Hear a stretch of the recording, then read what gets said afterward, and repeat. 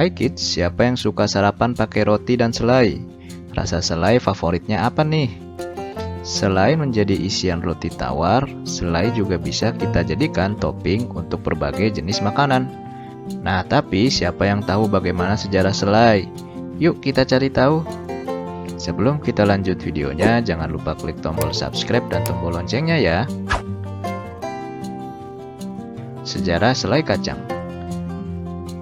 Selai kacang atau mentega kacang merupakan bahan olesan roti yang terbuat dari kacang tanah yang disangrai dan ditumbuk, kemudian diberi pengawet berupa gula dan garam. Berdasarkan sejarah, ternyata bukan masyarakat Amerika yang pertama kali menumbuk kacang untuk menjadi bahan pangan. Peradaban Inca sudah terlebih dulu mengenal kacang, kemudian menumbuknya untuk menjadi bumbu sajian, bahan pembuat saus, juga bahan ramuan medis penyembuh tubuh. Berdasarkan Smithsonian Magazine, sejarah selai kacang ternyata enggak dari racikan resep makanan masa lampau, melainkan dari dunia sanatorium. Dari sanatorium ke dapur. Selai kacang berkembang dari jalur medis terlebih dahulu loh kids, baru kemudian hadir di dapur. Tahun 1890, seorang dokter gigi bernama George Bailey Jr. menjual kacang tumbuk bertekstur halus sebagai protein atau suplemen bagi orang ompong atau penderita sakit gigi. Lalu, Dr. John Harvey Kellogg mematenkan resep pembuatan selai kacangnya untuk mengobati pasien di sanatoriumnya, Sanatorium Battle Creek, Michigan, Amerika Serikat. Kacang almond dipilih karena jenis kacang ini pada masa itu memiliki harga lebih murah daripada kacang tanah. Ia juga mempromosikan selai kacang buatannya sebagai makanan diet pengganti daging.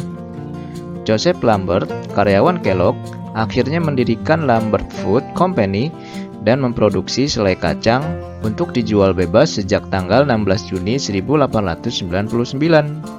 Dari medis ke konsumsi umum, selai kacang hanya membutuhkan waktu beberapa tahun saja. Ketika permintaan masyarakat Amerika dan Eropa makin meningkat, lahirlah perusahaan pembuat selai kacang tertua pada tahun 1908 yang bernama Crema. Tepat tahun 1922, Joseph L. Roosevelt membuat selai kacang dengan teknologi canggih.